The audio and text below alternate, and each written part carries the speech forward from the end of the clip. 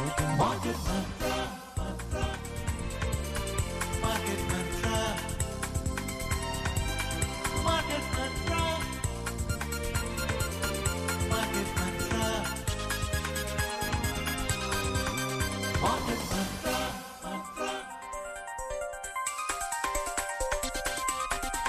Market Mantra. Good evening and welcome to the Saturday edition of Market Mantra, in which we give you a complete update on the economic news of the day. Today we'll also be taking calls from you, our listeners, on any queries that you may have on business, economic and stock market matters, but do remember that we don't address stock or company specific queries. The numbers to call us on are 23314444, 23717106 or 23717117. And those of you who would be calling us from outside Delhi, please prefix 011. My name is Rajesh Lake and with me is my co-anchor in Hindi, Nimish Kumar. नमस्कार, market month कार्यक्रम में आपका स्वागत है। मैं हूं आपका मित्र निमिष कुमार। आज के अंक में देश विदेश की आर्थिक गतिविधियों पर एक नजर के साथ आपके सवाल भी कार्यक्रम में शामिल करेंगे। प्रश्न पूछने के लिए हमारे नंबर हैं 23314444, 23717106 और 23717117। दिल्ली से के बाहर के श्रोता इन नंबरों से पहले एसटीडी कोड 011 भी डायल करें। आपके प्रश्नों का उत्तर देने के लिए आज कार्यक्रम में आमंत्रित हैं वरिष्ठ आर्थिक विशेषज्ञ शरद कोहली। शरद जी, कार्यक्रम में आपका स्वागत है, लेकिन सबसे पहले हेडलाइंस के साथ Rajesh lake. Sharaji, we welcome you to the program. नमस्कार निमिष, नमस्कार राजेश और सभी श्रोताओं को मेरा हृदय से अभिनंदन। And we start with the headlines. Domestic stocks logged losses around 1% in the business week ended yesterday. Sensex shed 812 points, Nifty fell 200 points. And US market was down while short-term US Treasury yields rose yesterday. घरेलू बाजार इस कारोबारी हफ्ते के अंत में 1% की गिरावट के साथ बंद हुए।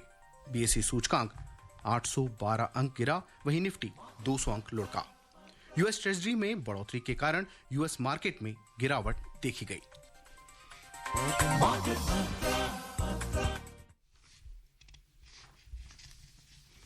इस हफ्ते का घरेलू बाजार मिली जुड़ी बढ़त के साथ खत्म हुआ। पिछले 5 हफ्तों से बाजार में मुनाफे का रुख देखा जा रहा है। वहीं बाजार में वैश्विक मिले जुले रुझानों के चलते 1% के ज्यादा का नुकसान देखा गया। इस हफ्ते बाजार की शुरुआत नुकसान वाले रुख से हुई, लेकिन हफ्ते के बाकी दिनों में बाजार में रिकवरी का रुख देखा गया। निवेशक अमेरिकी फेडरल रिजर्व के चेयरमैन जेरोम पावेल के जैक्सन हॉल में भाषण का इंतजार कर रहे थे। निवेशकों को उम्मीद थी कि अमेरिकी केंद्रीय बैंक महंगाई पर काबू पाने और आने वाले दिनों में कीमतों को बढ़ने से रोकने के उपाय करेगा। इस हफ्ते बीएसई सूचकांक 812 अंक गिरकर 58,834 पर 1.32% के नुकसान के साथ बंद हुआ। वहीं निफ्टी 200 अंक लुढ़का और 1.12% की गिरावट के साथ 17,559 के स्तर पर सिमट गया। We have our first caller online with us from Madhya Pradesh. Virendra, we welcome you. Please go ahead and ask your question. Sir Kohli sir को मेरा नमस्कार। नमस्कार वीरेंद्र जी। सर मैं बोल रहा था कि मेरे डैडी हैं, वो अगले महीने में रिटायर होने वाले हैं जी। और सर उनको करीबन 50 लाख के आसपास मिलेगा, बट उनके पेंशन नहीं है सर उनको जी। तो सर उनको अपना कैसा निवेश रखना चाहिए कि उनको एक जो इनकम है उनकी एक जनरेट हो जाए सर? वीरेंद्र जी, बहुत अच्छा सवाल पूछा। और बहुत सारे लोग जो रिटायर होते हैं राजेश, निमिष, वो लोग इस दुविधा में रहते हैं कि अब सारी उम्र की जुड़ी हुई कमाई होती है और उसको जब आपको लगाना होता है तो देखिए वीरेंद्र जी, मैं अगर आपको निवेश के ऑल्टरनेट बताऊं तो शायद बहुत सारे हैं, पर क्योंकि ये खून पसीने की पूरी उम्र की मेहनत थोड़ा थोड़ा जोड़ के बूंद बूंद करके जब घड़ा भरा है तो उस घड़े में कहीं छेद नहीं हो जाना चाहिए।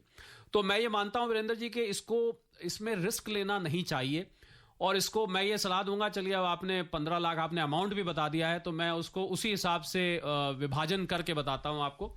मेरी सलाह रहेगी, आजकल बैंक के इंटरेस्ट रेट्स अच्छे हैं वीरेंद्र जी, करीब 6.5%, कुछ बैंक तो 7%, और आपके पिताजी तो मैं उम्मीद करता हूं सीनियर सिटीजन हो रहे होंगे उनको रिटायर हो रहे हैं तो उसके आसपास होंगे। तो सीनियर सिटीजन्स के लिए तो एक बैंक ने मैंने देखा कि रेट 7.25% तक ऑफर किया है, जो कि पिछले कई सालों में बहुत सबसे ऊंचा रेट है। तो आप मेरे ख्याल से 10 लाख के करीब आप एक बैंक की सेफ एफडी में रखें। उसके अलावा वीरेंद्र जी, पोस्ट ऑफिस की स्कीम्स हैं जिसको MIP हम कहते हैं, पर क्योंकि आप रेगुलर इनकम देख रहे हैं तो इसमें आप पोस्ट ऑफिस स्कीम को आपके पिताजी और अपनी माताजी के नाम ज्वाइंट करेंगे तो आप 9 लाख रुपए तक MIP में कर सकते हैं। बाकी आप बैंक में रखें। बाकी अगर आप थोड़ा सा अगर जोखिम उठाना चाहते हैं तो मेरे ख्याल कोई डेट फंड, मैं इनको अभी इक्विटी की सीधा सलाह नहीं दे रहा हूं क्योंकि जिंदगी भर की कमाई है। हो सकता है कोई एक्सपर्ट सलाह दे कि आप इक्विटी में लगा दीजिए, पर क्योंकि मैं बहुत इस बात के लिए सेंसिटिव रहता हूं कि उम्र भर की कमाई है, कहीं आप सोचिए कि अगर घाटा हो जाता है तो आपने सारी उम्र जो जोड़ा और घाटा होने का चांस होता है। आप म्यूचुअल फंड्स के नीचे line expecting some money, some return every month. हाँ, मंथली रिटर्न के लिए तो वीरेंद्र जी मेरे ख्याल MIP या बैंक की भी कुछ बैंक भी मंथली इनकम स्कीम्स चलाते हैं, उसी में आप करिए और उसमें आपको 6.5-7% रिटर्न मिलेगा। फिलहाल आप यहां करिए, उसके बाद जैसे ही मार्केट के हालात सुधरेंगे तो हम थोड़ा थोड़ा आपको, आप फोन करते रहिएगा, संपर्क में बने रहिएगा, थोड़ा थोड़ा मार्केट की तरफ रुझान करेंगे। इसमें मंत्र जो है वो ये है कि प्रिंसिपल के साथ रिस्क ना लिया जाए, भले ही रिटर्न में थोड़ा कॉम्प्रोमाइज किया जाए। हो सकता है कि आपको कोई और कंसल्टेंट कहे और सच भी हो कि इक्विटी में आप 15-20%, 25% रिटर्न ले सकते हैं, पर उसमें साथ में जोखिम जुड़ा होगा, बिल्कुल रिस्क है, तो वो मैं आपको नहीं लेवाना चाहूंगा। शरद जी, हमारे पास दूसरे कॉलर हैं मध्य प्रदेश से। सुभाष जी, मार्केट मंत्र में आपका स्वागत है, अपना सवाल पूछिए। नमस्कार मार्केट मंत्रा टीम को और कोहली साहब को मेरा नमस्कार। नमस्कार सुभाष जी। सर, मैंने इस साल जो रिटर्न भरा है उसमें मेरा रिफंड आ रहा है जी, लेकिन मेरे पास साल 2009 का आउटस्टैंडिंग डिमांड भेज दी उन्होंने, वो भी 2 इसमें अंडर सेक्शन 143(1)A में और 143(3) में जी, उन्होंने 2 डिमांड भेज दी मेरे को, मतलब एक ही वित्त वर्ष की जी। तो मुझे समझ में नहीं आ रहा है कि भाई ये कैसे ये हो रहा है। और दूसरा ये सर, अगर ये डिमांड अगर है तो क्या मेरे रिफंड से ये करेंगे या मुझे अलग से भरनी पड़ेगी? दोनों चीज पे मैं आपके विचार जानना चाहता हूँ। जी सुभाष जी, बहुत खेद है, जहां आप रिफंड एक्सपेक्ट कर रहे थे वहां पर फरमान आ गया। मैं प्रेम पत्र कहता हूं इनको राजेश, क्योंकि वो थोड़ा प्रेम भरा होता है। जो डिमांड आए तो मैं उसको हंसी मजाक में, खैर ये तो मजाक की बात रही, पर 143(3) जो आपके पास आया है सुभाष जी, यहां पर मुझे थोड़ी सी चिंता है।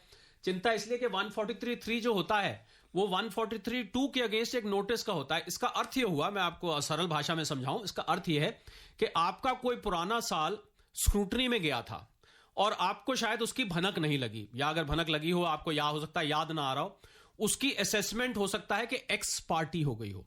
इस एक्स पार्टी असेसमेंट की वजह से 143(3) की डिमांड निकली है। तो इसका तो हल यह है कि इसमें आपको अपील में जाना पड़ेगा। अपील का प्रोसेस आजकल ऑनलाइन है, फेसलेस है, इसके अगेंस्ट आप अपील कर दीजिए।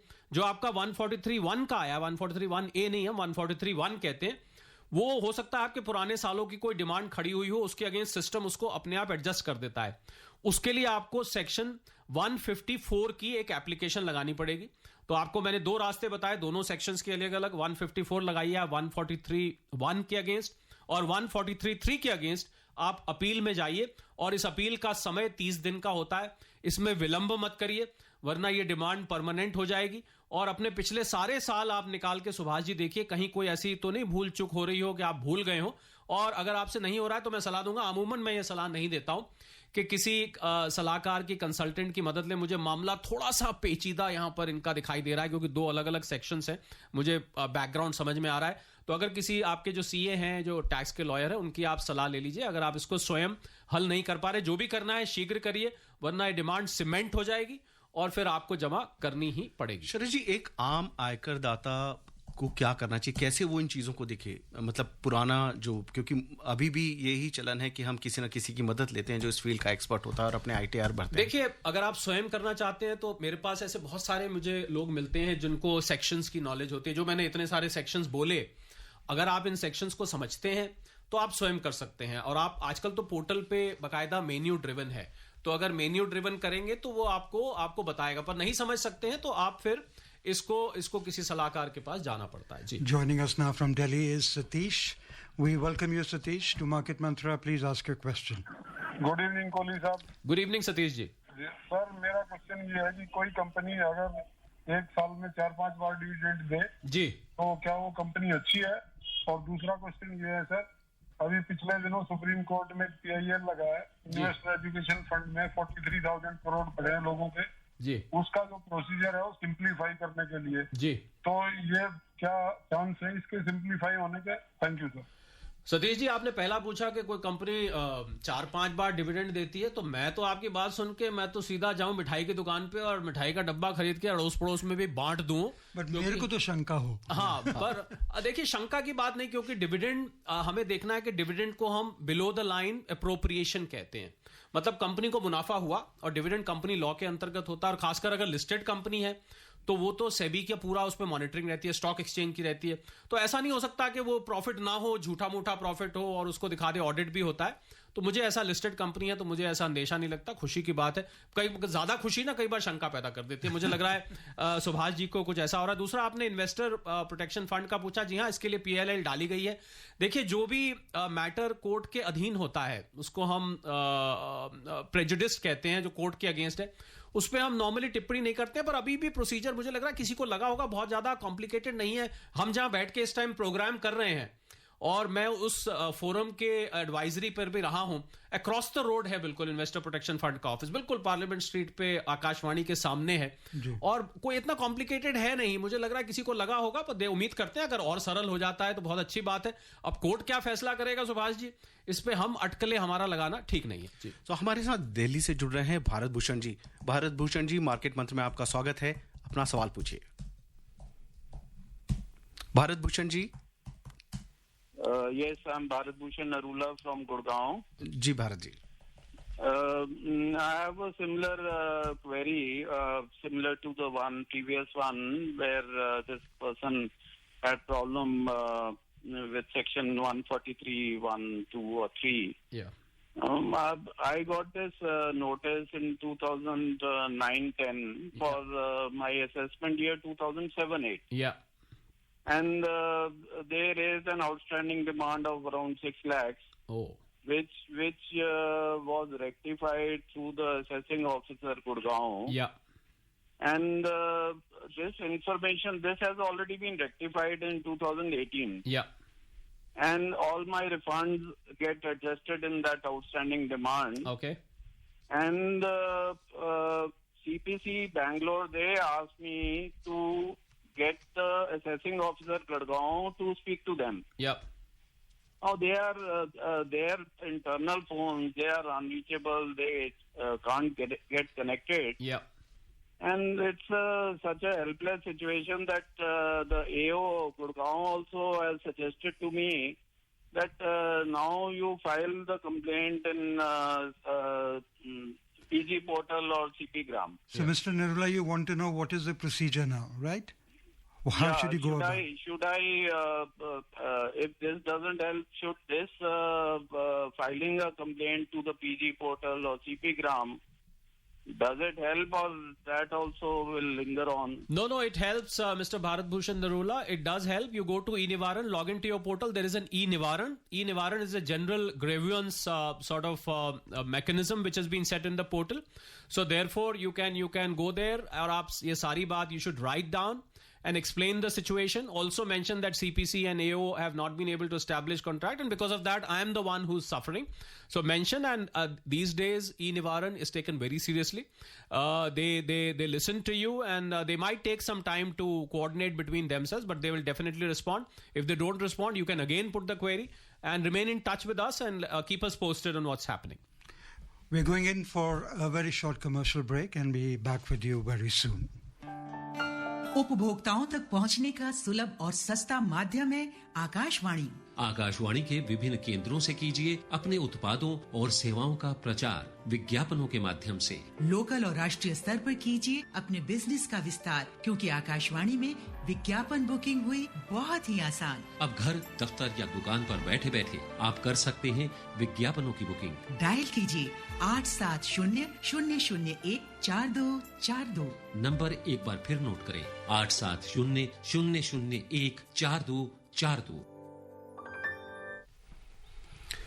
नमस्कार, मार्केट मंत्र में आपका स्वागत है। अब हमारे साथ जुड़ रहे हैं पंकज जी मुंबई से हैं।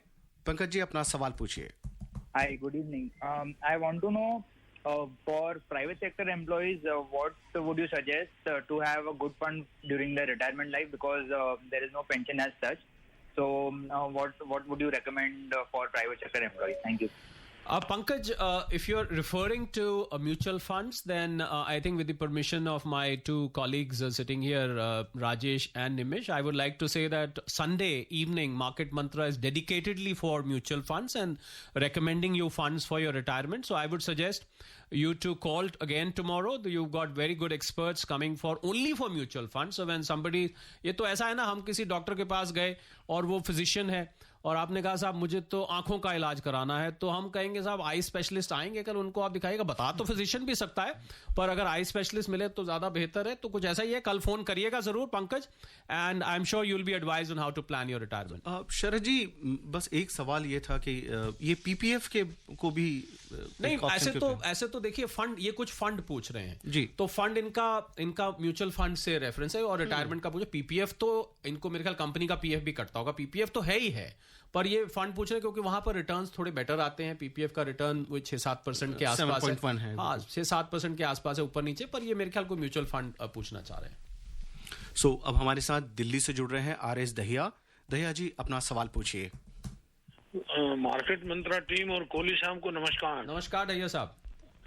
कोहली साहब, मेरी एक रिक्वेस्ट है आपसे जी कि ये कॉमन आदमी को फॉर सेक्शन 143(1) के लिए सीए एडवोकेट के पास जाना पड़ता है। This is a big problem. हाँ जी, the government should educate a common tax payer free of cost in the college time, so that you don't need these people at all.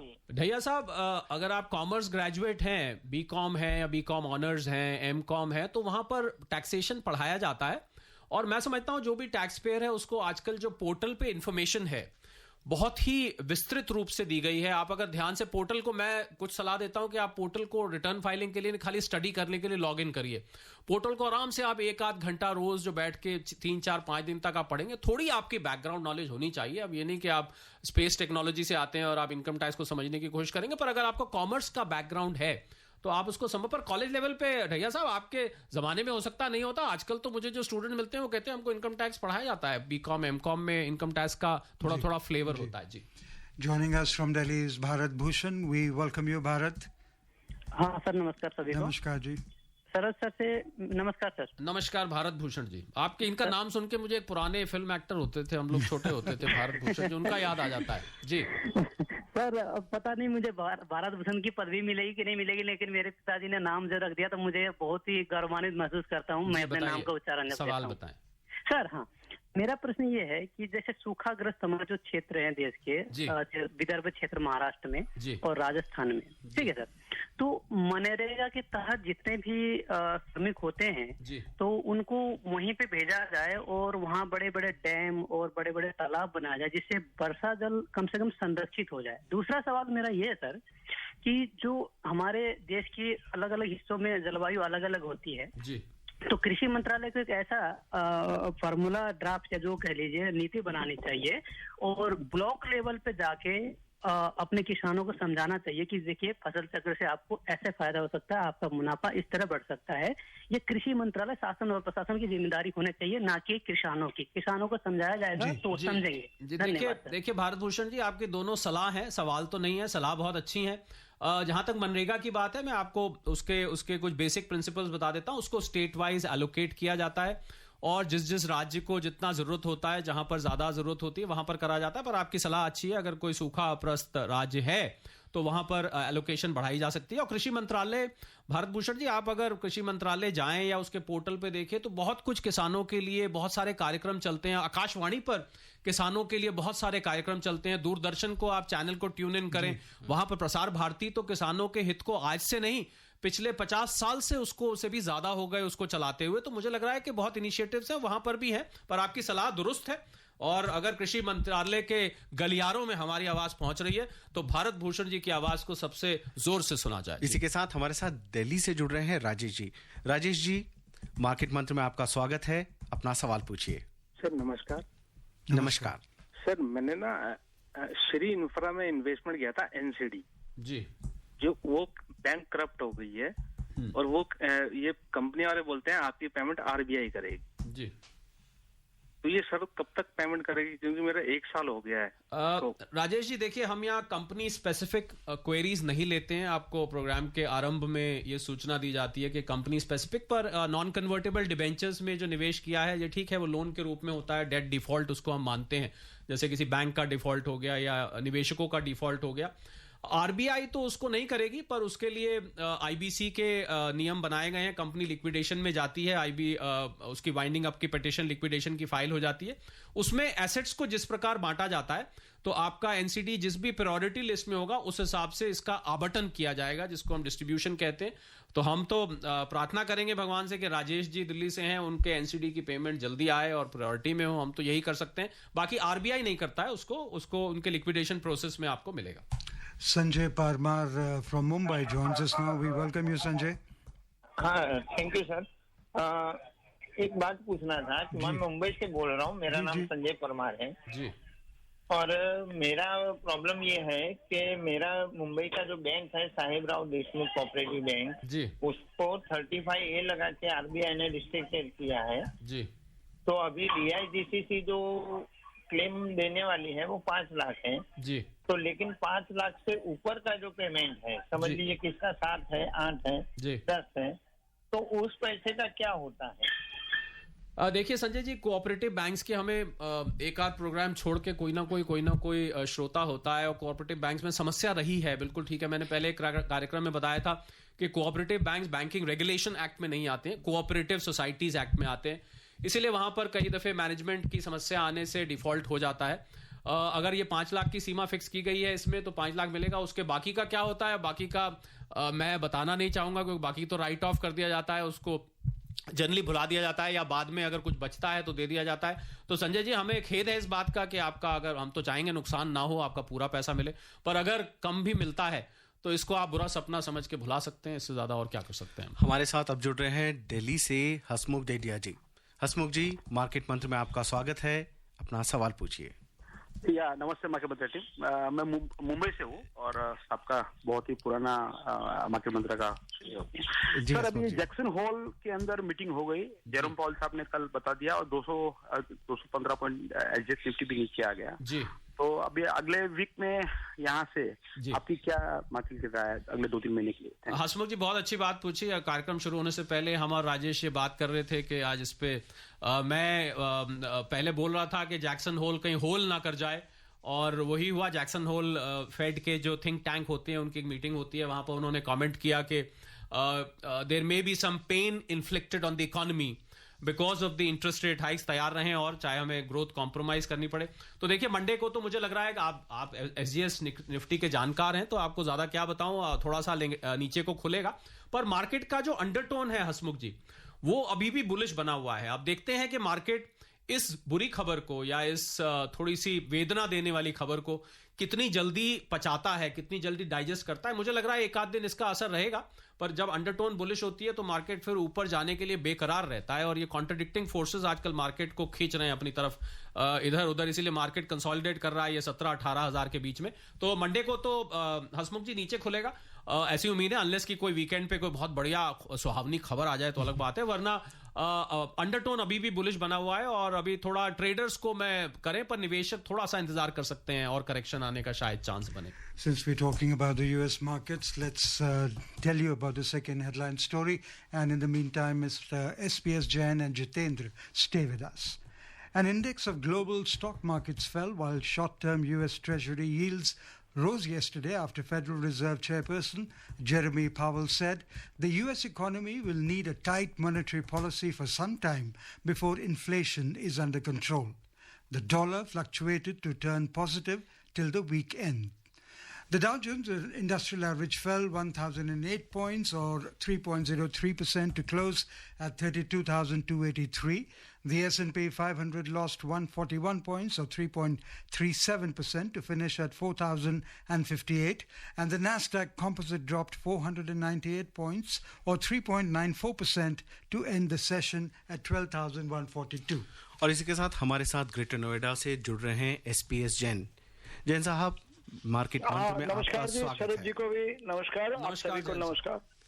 अभी कुछ सज्जन ने पूछा था कि उनका 2009-10 का अकाउंट कुछ नोटिस आया था 143 में जी। तो कोहली साहब से मैं पूछना चाहता हूं कि हमें कितने साल के इनकम टैक्स रिकॉर्ड अपने पास संभाल के रखने चाहिए। जहां तक मेरी नॉलेज है कि 8 साल तक उन्होंने लिमिट दिया है, उसके पहले वाले केसेस नहीं खुल सकते हैं। इसका जरा स्पष्टीकरण करें। देखिए जैन साहब, अगर किसी के टैक्स रिकॉर्ड्स में कोई ऐसी बात का पता लगता है जो कि बहुत ज्यादा संवेदनशील है, तो आप समझ लीजिए, मैं आपको चलिए लॉ सेक्शन क्या बताऊं, किसी भी लिमिट तक वो जा सकते हैं। पर वैसे आपने ठीक कहा, 8 साल का रिकॉर्ड संभाल के रखना चाहिए अपने पास। पर ये जो आप एडजस्टमेंट देख रहे हैं जैन साहब, इसका रिकॉर्ड से इतना लेना देना नहीं है, क्योंकि पुरानी डिमांड जब पुराने सिस्टम के अंतर्गत जब मैनुअल होता था और जब डिजिटल आया, तो जो पुरानी डिमांड्स खड़ी थी उसको सिस्टम ने एडजस्ट करना शुरू कर दिया आगे के रिफंड्स के अगेंस्ट। तो ये डिमांड ऑलरेडी खड़ी हुई थी, उसको एडजस्ट किया जा रहा है, इसलिए यहां पर ये जो टाइम बारिंग लिमिट होती है वो अप्लाई नहीं करती है। पर आपकी बात वैसे ठीक है, 8 साल तक रिकॉर्ड रखते हैं, और पुरानी डिमांड्स को अभी भी 2009 से पहले की भी मेरे पास केसेस सुनने में आते हैं जो एडजस्टमेंट करी जा रही है जी। Jitendra from Jaipur joins us. Jitendra, we welcome you. Quickly ask your question, please. Sir, employed provident fund और जनरल प्रोविडेंट फंड में क्या डिफरेंस है? दोनों गवर्नमेंट सेक्टर का है। देखिए, ईपीएफ और जीपीएफ जो होता है वो दोनों में फर्क यह है कि जो गवर्नमेंट प्रोविडेंट फंड होता है वो होते तो दोनों स्टैट्यूटरी हैं, पर जीपीएफ जो है वो बिल्कुल स्टैट्यूटरी के अंडर आता है, जो गवर्नमेंट की तरफ से रेगुलेटेड होता है। ईपीएफ जनरली जो ट्रस्ट बना के या उसको किसी थर्ड माध्यम से एक एसपीवी बनाकर उसको रेगुलेट किया जाता है। मूलतः गवर्नमेंट एम्प्लॉयज के लिए दोनों फंड्स एक ही हैं, सिर्फ उसको आप ये लगाइए कि जो एलोकेशन ऑफ फंड्स होता है वो अलग अलग जरिए से किया जाता है जी।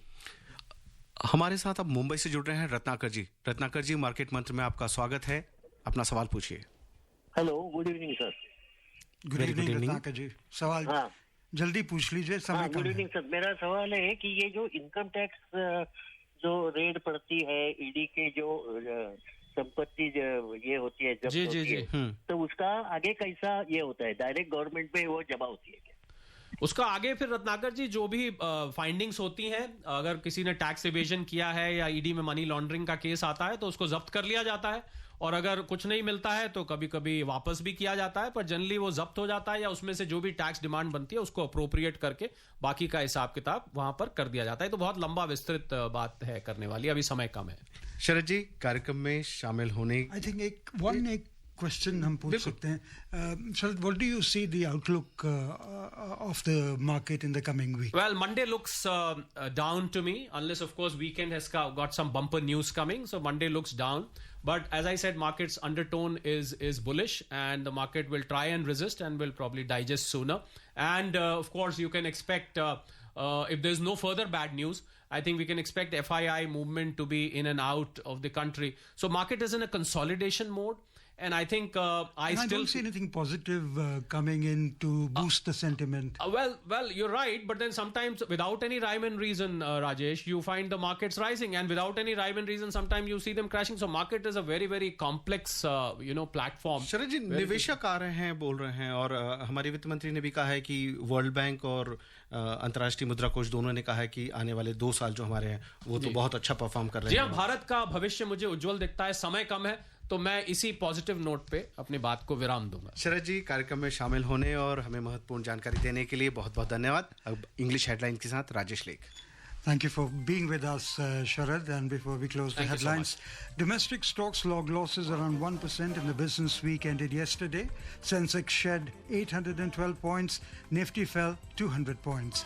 And US market was down while short-term US Treasury yields rose yesterday. That's all we have in this edition of Market Mantra. Till tomorrow, goodbye.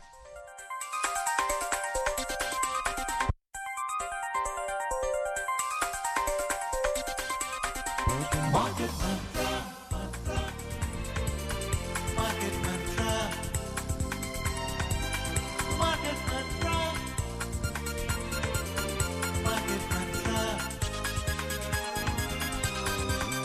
Market